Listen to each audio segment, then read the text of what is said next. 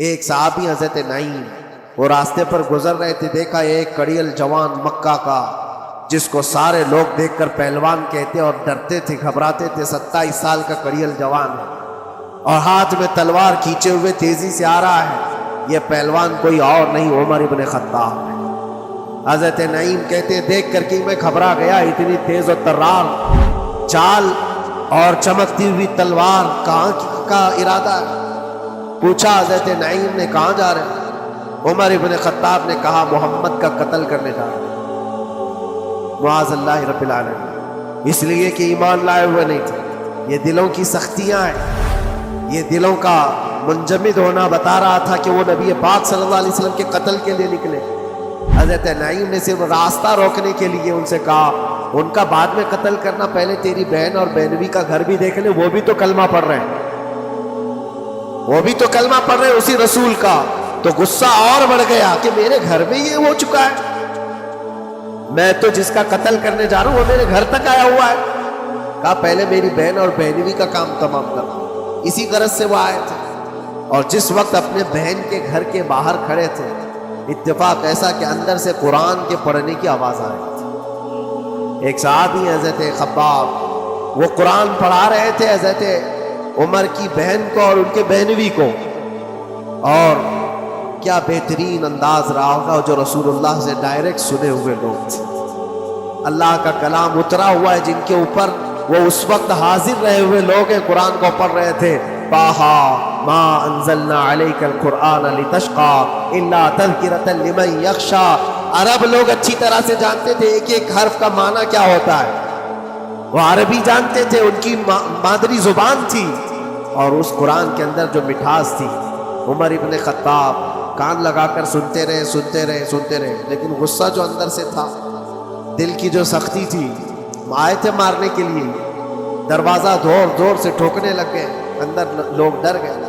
حضرت خباب کو چھپا دیا، بہن اور بہنوی نے دروازہ کھولا، دروازہ کھلتے ہی ان پر حملہ آور ہو گئے۔ عمر ابن خطاب مارا، اپنے بہنوی کو بہت مارا کہ تم یہ کیا کر رہے ہو، دین بدل چکے ہو، یعنی تم یہاں سے نکل کر کے دوسری جگہ چلے گئے ہو، صحابی ہو گئے ہو۔ اپنی بہن کو بھی مارا، یہاں تک کہ ان کی ناک پھٹ گئی۔ جب لہو لہان ہو گئے تو عمر ابن خطاب نے دیکھا کہ میں اپنی بہن اور اپنی بھائی کو مار رہا ہوں۔ پھر تھوڑی دیر کے لیے دل میں رحم آیا، اور دل میں رحم آیا کس چیز کا، کس چیز کی وجہ سے نرم ہوا دل؟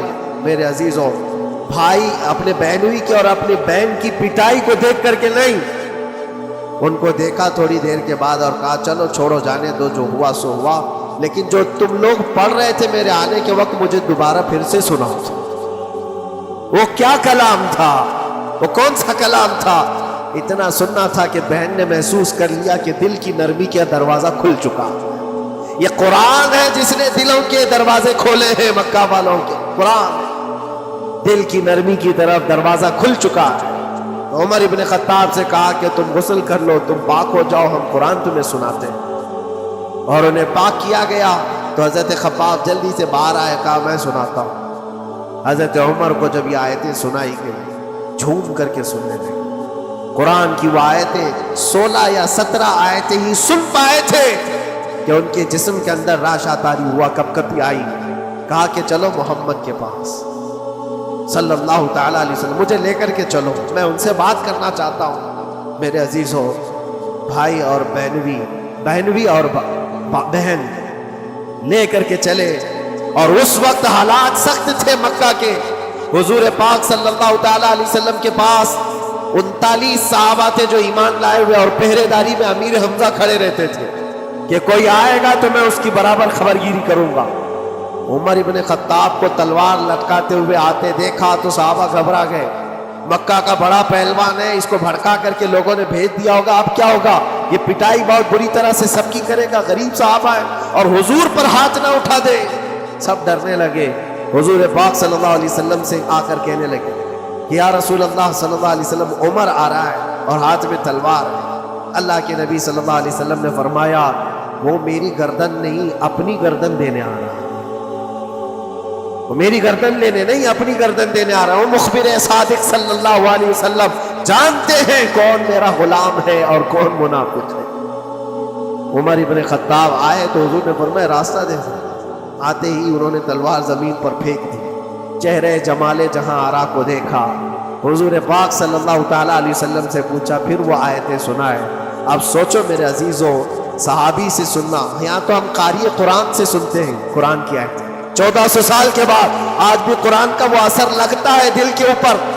یہ ان سے جو 1400 سال کے بعد جس قاری قرآن سے سنا وہ تو صحابہ سے سنے، اور صحابہ سے بڑھ کر کے اللہ کے نبی سے جو قرآن سنا ہو، خود نبی پاک کی زبان اقدس سے.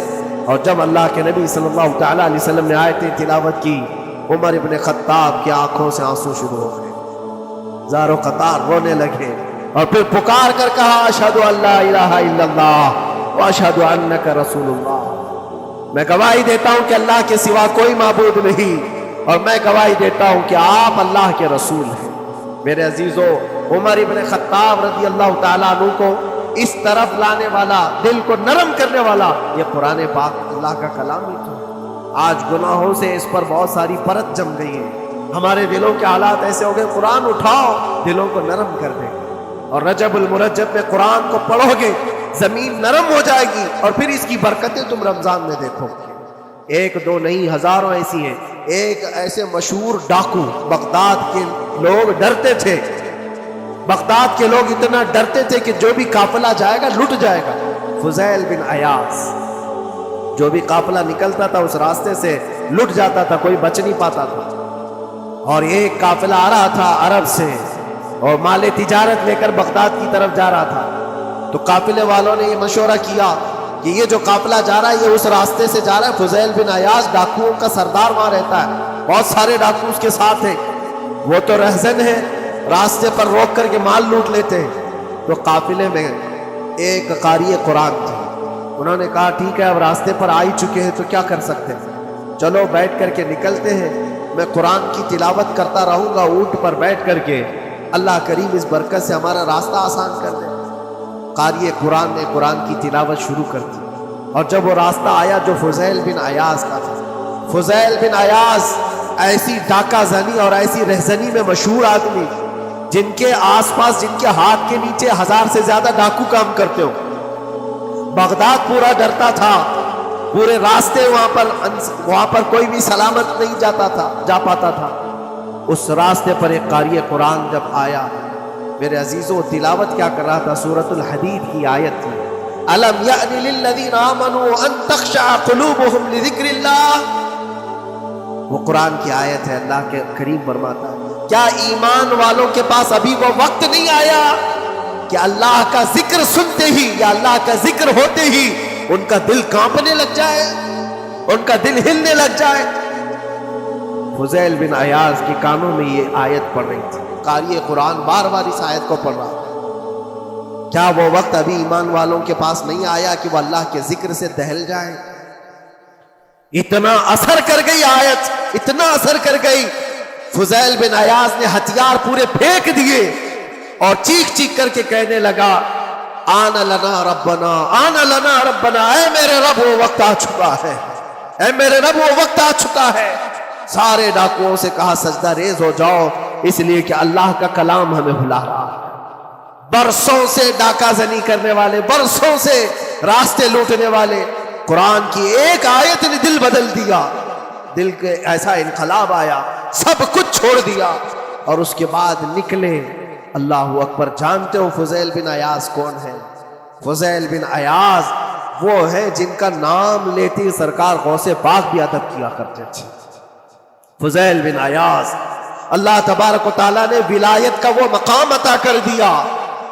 بڑے بڑے اولیاء کرام ان کے پاس آنے لگے. اپنے زمانہ جوانی کا زمانہ ڈاکہ زنی میں گزرا تھا، لیکن جب پھر وقت آیا توبہ کا اور دل کے بدلنے کا تو اللہ تعالیٰ نے وہ مقام دیا، وہ مقام دیا. تاریخ میں آج بھی موجود ہے کئی سلسلے ایسے، سلسلے چشتیہ میں، اور کئی سلسلے ایسے جو فضیل بن عیاض سے ہو کر حضور پاک تک پہنچتے ہیں. فضیل بن عیاض ان کا نام ہے. اسی لیے میں کہتا ہوں میرے عزیزوں، قرآن پاک یہ دلوں کو نرم کرنے کا سب سے بڑا علاج. زمین کو نرم کر دو اور اس کے بعد پھر بیج بو. دیکھو اسی لیے اقبال نے کہا تھا ذرا نم ہو تو بڑی زرخیز ہے یہ مٹی ساتھی. یعنی یہ زمین تھوڑی سی نرم ہو جائے تو اس میں تو سونا چاندی یہ اگل سکتی ہے. تمہارے پاس ایمان کی دولت ہے، اللہ کریم کی ذات پر یقین ہے، حضور پاک صلی اللہ تعالیٰ علیہ وسلم کی محبت ہے، سب چیزیں تمہارے پاس ہے، تھوڑا دل کو نرم کرنے کی ضرورت ہے. گناہوں سے باز آ جاؤ، اللہ کریم کی بارگاہ میں گڑ گڑاؤ اور قرآن پاک اٹھا لو ایک مرتبہ. اور پڑھ نہیں پاتے تو انگلیاں تو پھیرو. قرآن پر دیکھنا بھی تو عبادت ہے، اس پر نظر جمانا بھی عبادت ہے. اللہ کا کلام سمجھ کر کے تم نے اٹھایا ہے تو جانتے ہو قرآن عظیم کل قیامت کے دن جس کی شفاعت کے لیے کھڑا ہو گیا، میرے آقا فرماتے پھر اس کو جہنم میں کوئی چیز نہیں لے جا سکتی. جس کو قرآن اور رمضان سفارش کر دے پھر اس کو جہنم میں دوسری کوئی چیز نہیں لے جائے گی. اور جس کے خلاف کھڑے ہو گئے پھر اس کو جنت میں کوئی چیز نہیں لے جائے گی. سنیوں کے لیے ایک بہت بڑی بات ہے کہ سرکار غریب نواز کی چھٹی بھی اسی میں موجود ہے، جو دلوں کو نرم کرنے کے لیے ہی تو آئے تھے. ہندوستان جو تشریف لائے تھے کس کام کے لیے آئے تھے؟ انہوں نے اپنے ذکر کی مجلسوں سے، اپنے واعظ و نصیحت سے ہزاروں کے دلوں کو نرم کیا ہے. آج بھی سرکار غریب نواز کے نام پر لوگوں کا دل نرم ہو جاتا ہے. اچھے اچھوں کو دیکھا ہے دل نرم ہو جاتا ہے. کیوں؟ وہ ایسے بزرگ تھے جنہوں نے اپنے تصوف کی تعلیمات سے کڑک اور سخت دلوں کو نرم کیا ہے. اللہ کریم نے ان کو ہمارے پاس جو بھیجا وہ عطائے رسول بن کر کے آئے.